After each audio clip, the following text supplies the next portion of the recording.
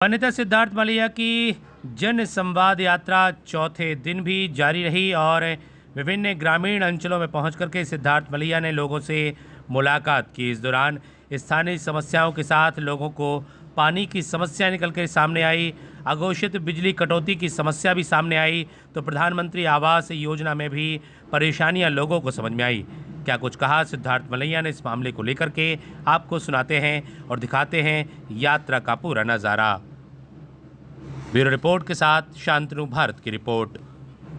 और यहाँ ये लगाए हैं इस तरफ, और यहाँ परमानेंट लाइन भी दी है पानी की। उस तरफ भी ये गन्ने के खेत हैं, और पीछे अगर आप देख सकते हैं, उसको आप जूम करो, वहाँ पर सद्दरू से सिंचाई परियोजना की जो लाइन है, अंडरग्राउंड सिंचाई वाली जो लाइन है, वो अंडरग्राउंड सिंचाई वाली लाइन का काम वो मशीनें कर रही हैं। इन्होंने भी अपने खेत छोड़ दिए हैं और बीच में से लाइन ले जाने के लिए अनुमति भी दी है कि जल्दी से जल्दी काम पूरा हो। तो गन्ना इस तरह का होता है। आने वाले समय में जहाँ भी 100 एकड़ में, 40 एकड़ में, 50 एकड़ में गन्ना होता है, मैं मानता हूँ ऐसा 2000 एकड़ से ज़्यादा में गन्ना होगा। और किसान सम्पन्न तो हाँ, किसान संपन्न तो होगा ही। मैं मानता हूँ शायद अब देश चीनी मिल भी लगाएंगे। बहुत शुभकामनाएं। हाँ, चीनी मिल शुगर में एक ही बात है। जी अवधेश भैया, आप कुछ कहेंगे?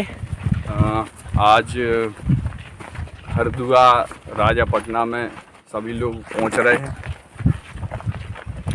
लोगों से मिलेंगे, जनसंपर्क करेंगे, फिर आगे सबका स्वागत है। सबका स्वागत। आपको एक और चीज़ बनाना चाहता हूँ। पिछले वीडियो में बताया कि गन्ने की खेती हो रही है और ज़्यादा किसान नहीं लगा रहे हैं। अब देश के परिवार बहुत लंबे समय से गन्ने की खेती कर रहा है। और उसके साथ ही जैसा मैंने आपको पहले भी बताया था कि देवरी जमादार से प्याज की खेती शुरू हुई। प्याज की खेती का वायरस टोरी में आया, अर्थखेड़ा में कुछ आया है। और वायरस तो नहीं, चुकी है तो पहले भी करते थे। प्याज इस तरह से लगी हुई है, ये उतनी तेज़ और उतनी स्ट्रॉन्ग प्याज नहीं है। इसको आप प्याज की खेती में फ़ायदा है, पर जब रेट गिर जाते हैं तो उस समय नुकसान होने की बहुत संभावना है। अच्छे से बचत वो लोग कर पाते हैं जो लोग उसको अपने देसी तरीके से रखा पाते हैं, अपने यहाँ स्टोर कर पाते हैं। उन लोगों को रेट अच्छे मिल जाते हैं। उस तरह से ही लहसुन में भी होता है। तो हालांकि मैं कोई नई बात नहीं बता रहा हूँ, पर ये उन लोगों के लिए है जो लोग शहर में हैं और खेती के बारे में कम जानते हैं। धन्यवाद। लहसुन भी है। एक वीडियो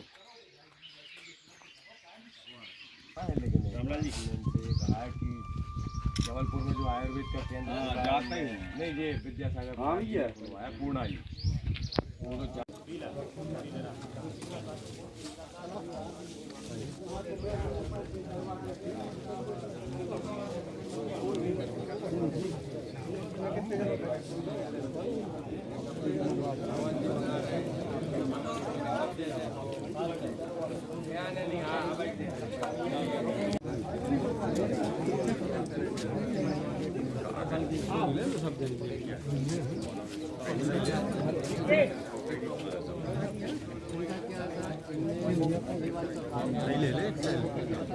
क्या कहते थे भैया? ठीक है, हम लोग बियावन लगा रहे थे भैया के लिए। क्या करें?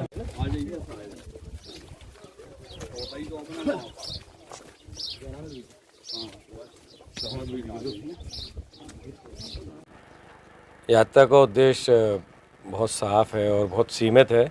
लोगों से मिलना है, उनकी क्या समस्याएं हैं और ज़मीन पर कितना काम हो रहा है, लोगों से सुनना है।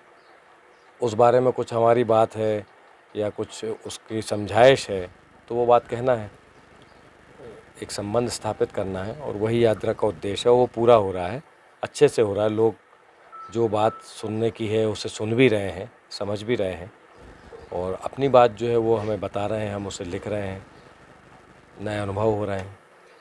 आगामी वर्ष है 2023-24 में चुनाव है, जहां 23 में विधानसभा के चुनाव है और दमोह विधानसभा का आपका ये संवाद यात्रा निकाली जा रही है। क्या इसको चुनाव से जोड़कर देखा जा सकता है? बिल्कुल, चुनाव से जोड़कर ही देखा जाना चाहिए, उसमें तो कोई बात है ही नहीं। लेकिन सिर्फ दमोह विधानसभा की क्यों बात कर रहे हैं? वो तो पूरे ज़िले में जहाँ पर कोई ऐसी बात होगी और मिलने जुलने का कार्यक्रम बनेगा तो वहाँ भी जाएंगे।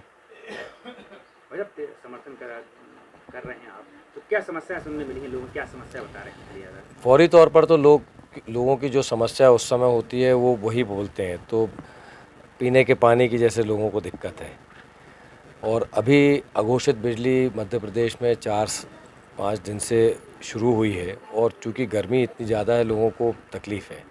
जिस क्षेत्र में मैं घूम रहा हूँ लोगों को घरों में तकलीफ़ है सोने के लिए और दूसरी चीज़ों के लिए, पानी भरने के लिए। जिस क्षेत्र में मैं घूम रहा हूँ वहाँ पर बांध बने हैं बहुत सारे पिछले 10-12 साल में, और पानी है, और यहाँ पर लोग गर्मी की फसल लेते हैं हज़ारों एकड़ के अंदर, मूंग और उड़द।